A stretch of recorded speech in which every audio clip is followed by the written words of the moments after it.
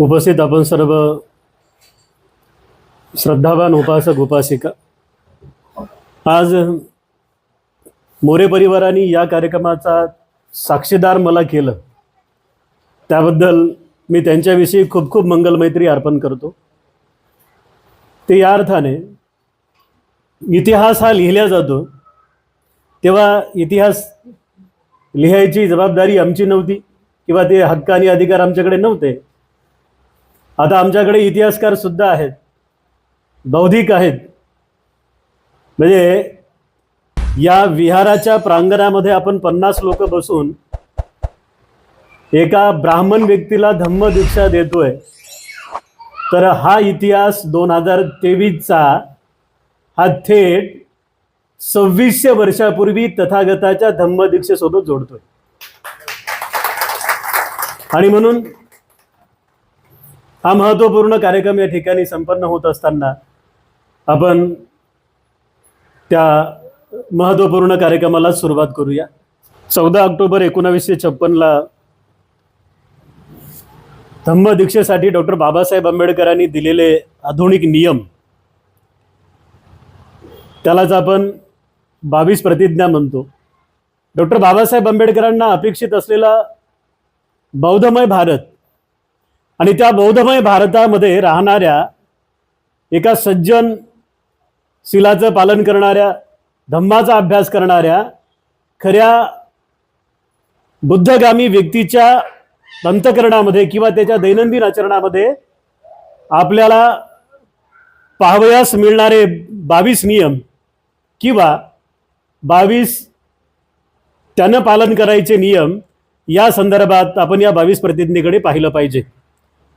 तर त्या 22 प्रतिज्ञा आज पांडे साहेबांना आपण देऊन त्यांना आपल्यामध्ये त्यांचं आपण स्वागत करणार आहोत।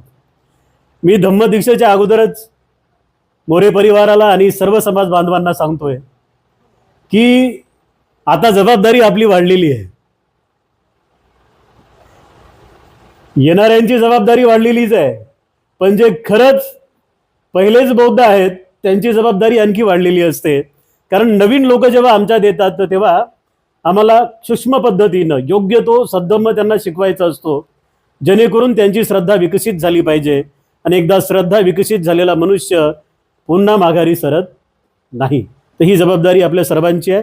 विशेषतः बौद्ध धर्माची दीक्षा घेणाऱ्या पांडेजी, त्यांचं सुद्धा या ठिकाणी मी स्वागत करतो आणि त्यांच्याविषयी मंगलमैत्री अर्पण करतो। आपण धम्मदीक्षेच्या कार्यक्रमाला सुरुवात करूया। या ठिकाणी डॉक्टर बाबासाहेब आंबेडकरांनी दिलेल्या 22 प्रतिज्ञा आपण बोलत आहोत। मी ब्रह्मा, विष्णू, महेश यांना देव मानणार नाही किंवा त्यांची उपासना करणार नाही। मी राम व कृष्ण यांना देव मानणार नाही किंवा त्यांची उपासना करणार नाही। मी गौरी, गणपती इत्यादी हिंदू धर्मातील कोणत्याही देवदेवतेस मानणार नाही किंवा त्यांची उपासना करणार नाही। देवाने अवतार घेतला यावर माझा विश्वास नाही। बुद्ध हा विष्णूचा अवतार होय, हा खोटा आणि खोडसाळ प्रचार आहे असे मी मानतो। मी श्राद्ध पक्ष करणार नाही, पिंडदान करणार नाही। मी बौद्ध धम्माच्या विरुद्ध विसंगत असे कोणतेही आचरण करणार नाही। मी कोणतेही क्रियाक्रम ब्राह्मणांच्या हातून करून घेणार नाही। सर्व मनुष्य मात्र समान आहेत असे मी मानतो।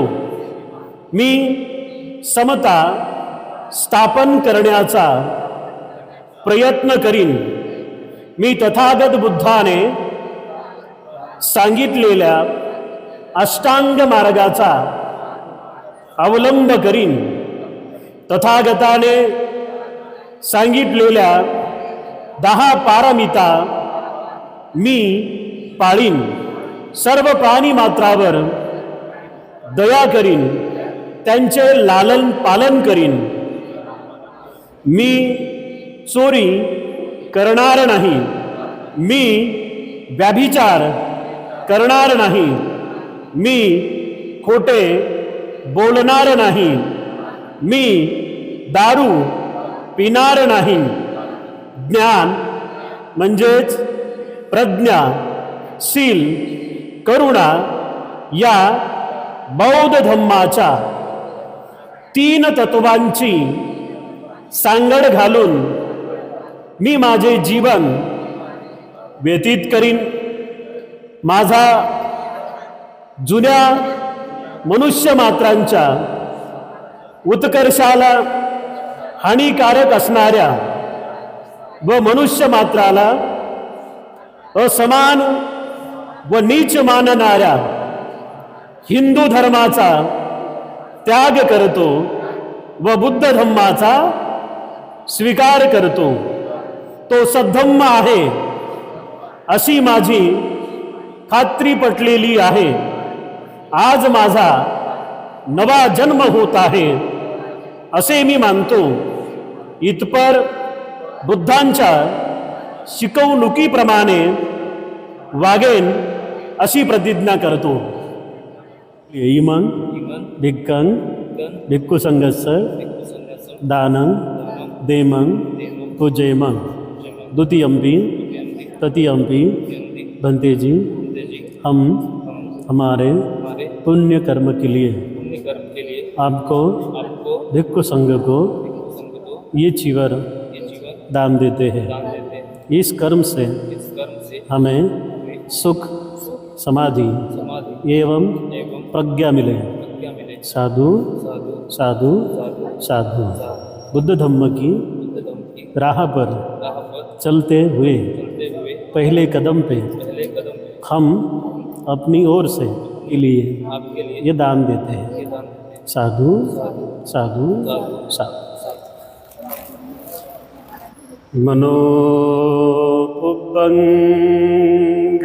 मनोपुब्बंगमाधम्मा मनोसेट्ठा मनोमया मनसा पदुत्थेन भासति वा करोति वा ततो नं दुःखमनवेति चक्कं ववहतो पदं.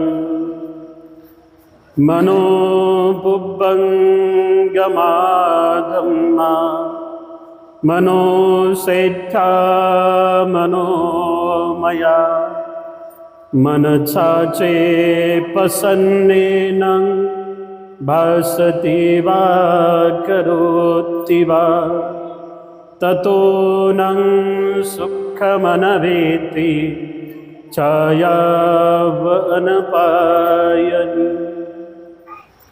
तथागत सम्यक संबुद्ध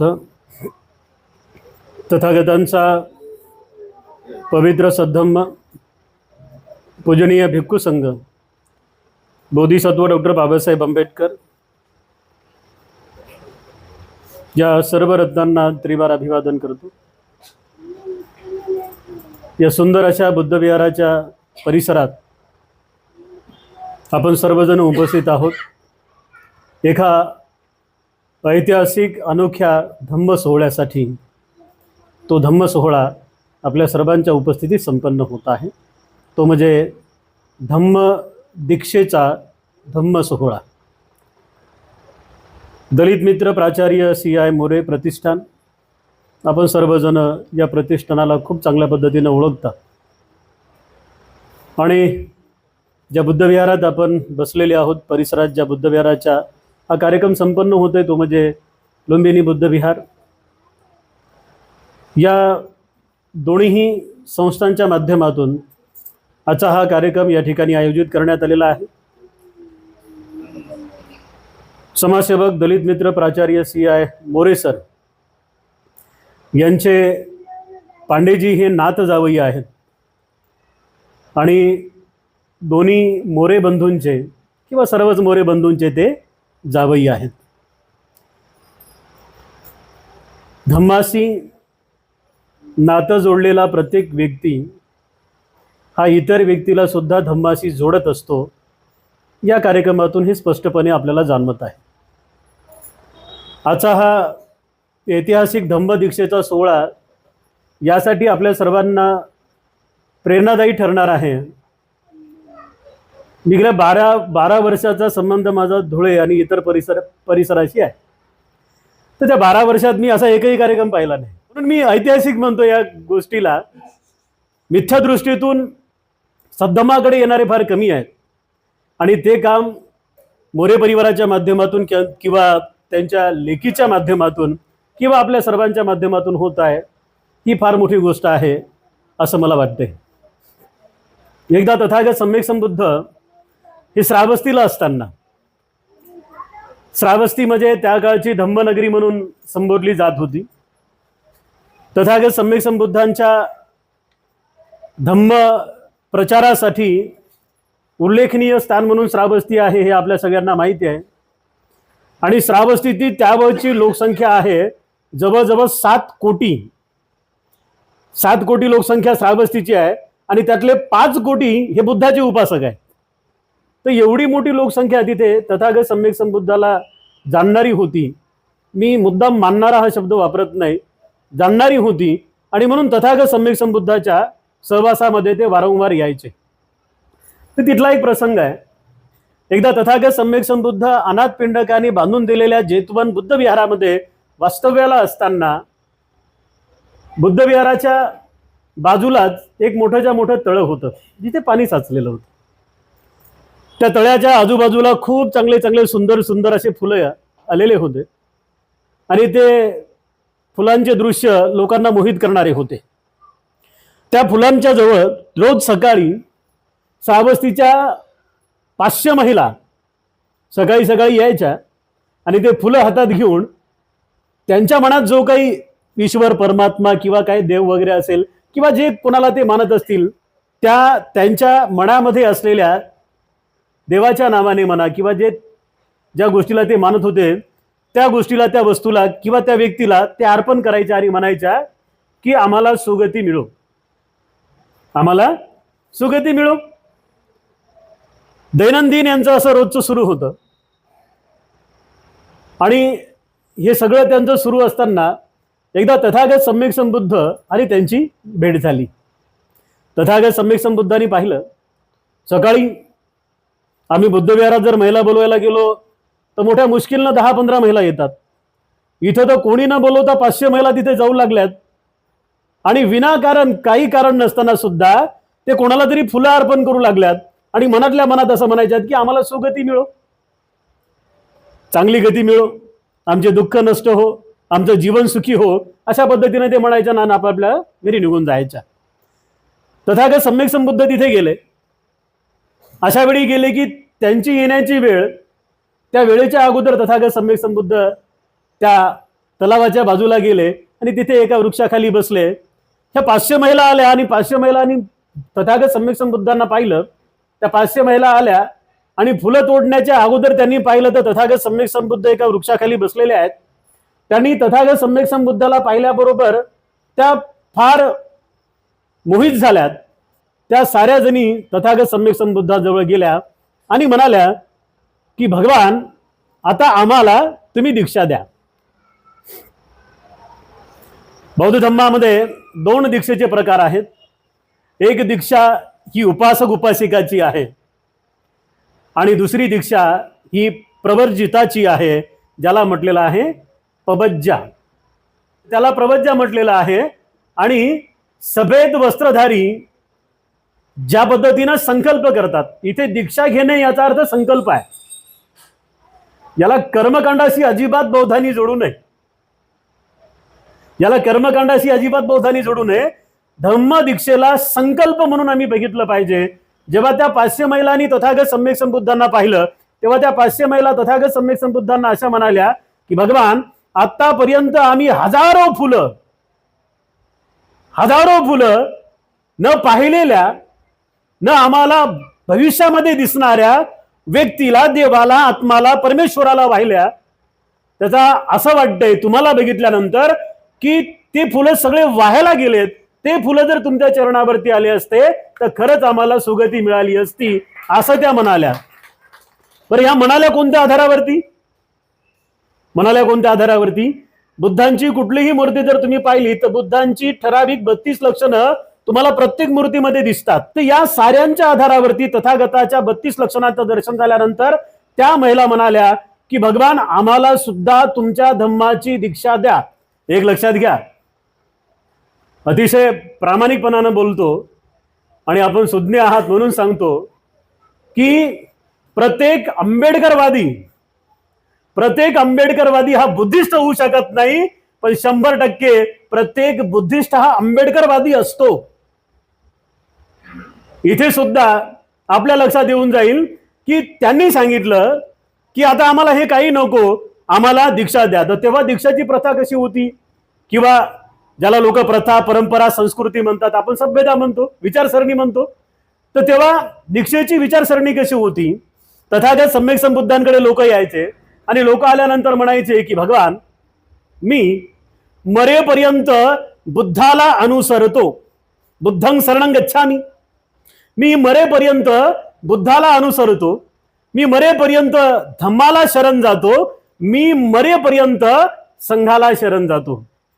म्हणजे बुद्ध, धम्म आणि संघ या 3 रत्नाची मरेपर्यंत शिक्षापद म्हणून ग्रहण करणे आणि त्यानुसार आपलं जीवन घडवणे, याला म्हटलेलं आहे त्या काळचा बुद्धिस्ट किंवा बुद्धगामी. दीक्षा याचा अर्थ काय आहे? दीक्षा याचा अर्थ असा आहे की संकल्प करणे. संकल्प करावा लागतो. दीक्षा घेताना संकल्प करावा लागतो, दीक्षा घेण्याच्या अगोदर संकल्प करावा लागतो आणि संकल्पाद्वारेच आम्ही तथागत सम्यक संबुद्धांच्या धम्माचं पालन करू शकतो. अन्यथा आमच्याकडून ते पालन होऊ शकत नाही. तथागत सम्यक संबुद्धांनी आत्मा, परमात्मा लोकांच्या घरातला काढला नाही, लोकांच्या मस्तकातला काढलेला आहे. आणि म्हणून बुद्ध विहारांचं ते काम आहे की बुद्ध विहाराच्या माध्यमातून लोकांच्या मस्तकातला देव, परमात्मा, आत्मा, अल्लाह आणि ईश्वर आम्हाला बाहेर काढायचा आहे. कोणाची टीका म्हणून नाहीये, कोणाची टिंगल म्हणून नाहीये. कारण या साऱ्या गोष्टींना आमच्या पिढ्यानपिढ्या बर्बाद केलेल्या आहेत, तरी आमचे हिंदू महार त्याच गोष्टीकडे लागलेले आहेत. बिचाऱ्यांनी जरा सुधरावं. बुद्धानं काय सांगितलं की जो मूर्ख स्वतःला मूर्ख समजतो तो मूर्खच आहे, पण जो मूर्ख स्वतःला मूर्ख समजतो आणि लोकांना सांगतो की माझ्यामध्ये काहीतरी कमीपणा आहे, तो तेवढ्याने फार विद्वान होऊन जातो. यो बालंग मय्यती बालंच पंडितो वापी ते नसो बालच पंडितानी. मला प्रामुख्यानं या ठिकाणी या धम्म दीक्षेची जोडत असताना 2 लोकांचं मला प्रामुख्यानं नाव घ्यावं लागेल. माझ्या धुळ्याच्या 12 वर्षाच्या अनुभवामध्ये जे 2 लोक मला खूप चांगल्या पद्धतीनं भावलेले आहेत त्यांच्या कार्यामध्ये, एक म्हणजे बुद्धगामी व्यंकट अण्णा रणधीर आणि दुसरं म्हणजे आमचे वैचारिक आदर्श असलेले प्राध्यापक विलास वाकसर. नगावबारीला राहत असताना पंकज हॉटेल होतं एक, राठोड, आता ते ॲडव्होकेट आहेत, त्यांचा मुलगा, पण तिथे एक म्हातारा माणूस त्यांचा वडील बसायचा. आणि मग माझे सगळे कामं झाल्यानंतर मी त्या हॉटेलमध्ये जाऊन जेवण करायचो. सगळ्यांसाठी 70 रुपये जेवण असायचं, माझ्यासाठी फक्त 30 रुपयात मला पोटभर जेवण मिळायचं. तिथं वंजारी माणूस. झालं असं की भर दुपारी 2 वाजता मी नगावबारीच्या त्या चौफुलीवरून त्या पंकज हॉटेलकडे येत असताना ऊन होतं, माझ्या समोर एक गाडी आली आणि त्या गाडीतून धोतर घातलेला माणूस, टोपी घातलेला माणूस, एक जॅकेट, पांढरं जॅकेट घातलेला माणूस उतरला आणि त्या भर उन्हात त्या माणसाच्या पायात चपला नव्हत्या. तो माणूस भर रस्त्यामध्ये चिवराचा सन्मान करण्यासाठी चिवरधाऱ्याच्या पाया पडल्या. त्याला बौद्ध धम्म मंदिर म्हणतात, त्रिवार बंधन करणं. मला फार आश्चर्य वाटलं. मला वाटलं हा माणूस आहे कोण, हा माणूस आहे कोण. मला त्यांनी विचारलं की भंतेजी तुम्ही चालले कुठे. म्हटलं पंकज हॉटेलवरती मी रोज जेवायला जातो. बरं काय हरकत नाही, मी या. त्या पंकज हॉटेलच्या मालकाला, तोही जिवंत आहे आणखी, त्या पंकज हॉटेलच्या मालकांना व्यंकट अण्णा रणधीर यांनी सांगितलं होतं की आज प्रत्यक्ष मी चालणारा फिरणारा बुद्ध पाहिला. चिवराचा सन्मान कसा करायचा लक्षात घ्या. व्यंकट अण्णा रणधीर म्हणतात त्या मालकाला की मी आज चालता फिरता धुळ्याच्या लखलखत्या उन्हामध्ये बुद्ध पाहिला आणि माझा बुद्ध हा उन्हात बाहेर आला नाही पाहिजे. तुझा रोज डब्बा जो असेल भंतेजी तिथे राहता तिथे गेला पाहिजे. त्याच्यानंतर माझी त्यांची कधीच भेट झाली नाही. मग काही लोकांसोबत मी चर्चा केल्यानंतर मला समजलं की ते धोबी समाजाचे व्यंकट अण्णा रणधीर आहेत की ज्यांनी बौद्ध धम्माची दीक्षा घेतली. धुळ्यात आता धुळं सोडावंच लागलं असतं तेव्हा धुळ्यात मला आसरा मिळाला तो MSWचा, समता शिक्षण संस्थेचा, आमच्या साहेबांचा. एक छोटीशी 10x10ची रूम मला त्यांनी काढून दिली आणि त्या 10x10च्या रूम मध्ये माझं काम सुरू झालं. साहेबांनी तिथे 10x10ची खोली निर्माण करून दिली. मी का बोलतोय हे, एक परिवार आमच्यामध्ये येतोय की जो परिवार ब्राह्मण समाजाचा आहे, ब्राह्मणत्व नाकारून अख्खं आयुष्यभर मूल निवासी संघ असेल, बामसेप असेल, ब्राह्मणांना शिव्या देतात. बरोबर आहे. म्हणजे त्यांनी ते सांगितलं असेल की आमचा ब्राह्मणासोबत काही विरोध नाही आहे, आम्ही ब्राह्मण विचारांच्या विरोधात आहोत आणि ते ब्राह्मण विचारांचे लोक आमच्यात पण आहेत. प्राध्यापक विलास वाघांच्या सहवासात जेव्हा गेलो, एक सच्चा कार्यकर्ता ज्याच्या गळ्यात नेहमी लाल आणि निळं राहायचं, जो कॉम्रेड पण होता आणि अस्सल बुद्धांचा उपासक पण होता, चंद्रवीर भाऊराव सावळे हे संपर्कात आले आणि त्यांनी साहेबासोबत भेट करून दिली. मी बस स्टँडवर होतो, लक्षात घ्या, मी बस स्टँडवर होतो. मला माहित आहे इथं 50 लोक आहेत, पण उद्या युट्यूबला टाकल्यानंतर अख्खं धुळं हे प्रवचन ऐकणार आहे याची मला शाश्वती आहे. मी बस स्टँडवर होतो, बस स्टँडवरून मी जाणार होतो तेव्हा मला चंद्रवीर भाऊराव सावळे भेटले आणि त्यांनी साहेबांकडे घेऊन गेले. साहेबांनी माझी व्यवस्था केली. साहेबांनी मला सांगितलं की भंतेजी तुम्ही बोलता छान, तुमचं कामही चांगलं आहे, तुम्ही MSW करा आणि मग काम चांगल्या पद्धतीने उभं राहील. साहेबांनी धम्माच्या कामासाठी 2 एकर जागा घेतली होती. विलास वाघ साहेबांचं म्हणणं एवढंच होतं की बुद्धाचं नाव न घेता लोकांना बुद्धमय बनवायचं आहे आणि ते प्लॅनिंग आम्ही सुरू केलं होतं. मी वारंवार सांगतो की असे लोक, CI मोरे सारखे लोक जन्माला यायला, चंद्रवीर भाऊराव सारखे लोक जन्माला यायला, व्यंकट अण्णा रणधीर सारखे लोक जन्माला यायला, प्राध्यापक विलास वाघ सारखे लोक जन्माला यायला खूप वर्ष द्यावे लागतात. येणाऱ्या पिढीला जेव्हा हे समजेल की आमच्या अगोदरच्या पिढीमध्ये प्राध्यापक विलास चव्हाण नावाचा एक प्राध्यापक होता की जो प्राध्यापक विद्यापीठात गेला तरी सगळ्यांना बुद्ध धम्म शिकवायचा, तर ती इतिहास तुमची नोंद घेणार आहे गुरुजी, एवढं लक्षात घ्या. तर त्यामुळे आम्हाला ह्या गोष्टी प्रामुख्याने समजून घ्याव्या लागतील की असे लोक आमच्यातून गेल्यानंतर तुमची आमची सगळ्यांची एक बोंबाबोंब आहे की आम्ही लोक गेल्यानंतर लोकांच्या मैतीला रडतो आणि त्याच्या स्मृती दिनाला मोठमोठे भाषण ठोकतो आणि काम करत असताना मात्र त्याला सरळ आपण म्हणतो हा आमच्या विचाराचा नाही, आमच्यामध्ये हिरे आहेत, हिरे. आणि ते हिरे आम्ही जोपर्यंत समजणार नाही तोपर्यंत येणारे सुद्धा खुश राहणार नाहीत आणि जे आहेत ते सुद्धा खुश राहणार नाहीत. ज्या आहेत बौद्ध धम्मामध्ये जे आहेत त्यांनी या हिऱ्यांकडे बघून घ्या, लक्ष ठेवा. प्राध्यापक विलास वाघांच्या दृष्टिकोनातलं जर काम आज सुरू झालं असतं ना, तर आज मी छाती ठोकपणे सांगतो तथागत एज्युकेशन सोसायटीच्या माध्यमातून 4 मजली बुद्ध विहार उभं राहिलं असतं धुळ्यात. साहेबांची पाली विद्यापीठाची संकल्पना होती. मी अनुभवलेले साहेब तुम्हाला सांगण्याचा प्रयत्न करतोय. मी वारंवार म्हणतोय की आमच्यातले लेखक जपा, आमच्यातले विचारवंत जपा, आमच्यातले धम्म उपासक जपा, आमच्यातले बुद्ध विहारासाठी काम करणारे लोक जपा. आमच्यातील संघटना बांधणारे लोक जपा, आमच्यातील आमच्या समाजासाठी रस्त्यावर उतरणारे लोक जपा, तेव्हाच तुम्ही आम्ही टिकू, अन्यथा तुम्ही आम्ही अजिबात टिकणार नाही. धम्माचा नंतरचा विषय. माणूस राहिला तर धम्म कामाचा आहे ना. माणूसच गेला तोंड बसून तर धम्म काय करेल? धम्माला टिकवण्याच्या अगोदर आमच्यातला मोठेपणा आम्ही दूर सारून माणसाला माणूस जोडा आणि सुरुवातीला माणूस म्हणून माणसाचं कर्तव्य पालन करत असताना आपल्या संपर्कातला माणूस टिकवा. एकदा माणूस टिकला की साऱ्या गोष्टी आपोआप टिकल्या जातील. आणि म्हणून उपासक आणि उपासिकांनो, या दोन्हीही किंवा हा सारा विषय आपल्या लक्षात आणून देताना मला फक्त एवढंच सांगायचं होतं की तथागत सम्यक संबुद्धांनी त्यावेळी त्या काळी त्या 500 महिला जेव्हा बौद्ध धम्मामध्ये आल्या तेव्हा त्या महिला तथागत सम्यक संबुद्धांना म्हणाल्या होत्या की आम्ही गुरु बदललाय, आम्ही गुरु बदललाय, की ज्या गुरूंकडे आम्ही आतापर्यंत एवढे काही गोष्टी केल्या पण त्या गुरुमुळे आम्हाला सुगती मिळाली नाही. सुगती म्हणजे दैनंदिन जीवनामध्ये काया वाचा मनाने केलेल्या कर्माच्या आधारावरती माणसाला मिळणारी सुख शांती, याला सुगती म्हटलेलं आहे. तर त्या लोकांनी डॉक्टर बदलला, आपण नाही का? एखाद्या डॉक्टरकडे गेल्यानंतर त्याच गोळ्या, त्याच औषध, त्याच इंजेक्शन, त्याच सलाईन, काही होत नाही. ज्यांनी सुद्धा वारंवार ते रोज जायच्या, फुलं घ्यायच्या, त्यांच्या ईश्वराला त्यांच्या परमेश्वराला ते अर्पण करायच्या, मिळालं काहीच नाही म्हणून त्यांनी डॉक्टर बदलला. आणि डॉक्टर बदललेले लोक हे शारीरिक दृष्ट्या सुद्धा सशक्त होतात आणि वैचारिक दृष्ट्या सुद्धा सशक्त होतात.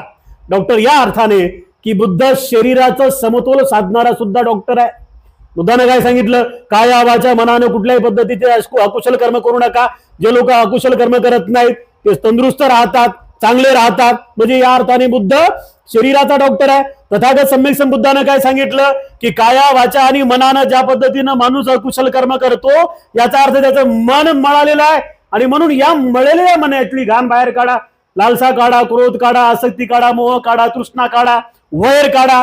या साऱ्या गोष्टी बाहेर काढल्यानंतर तुमचं मन निर्मळ होईल. म्हणजे बुद्ध मनाला सुद्धा निर्मळ करणारा डॉक्टर आहे आणि बुद्ध शरीराला सुद्धा निर्मळ करणारा डॉक्टर आहे.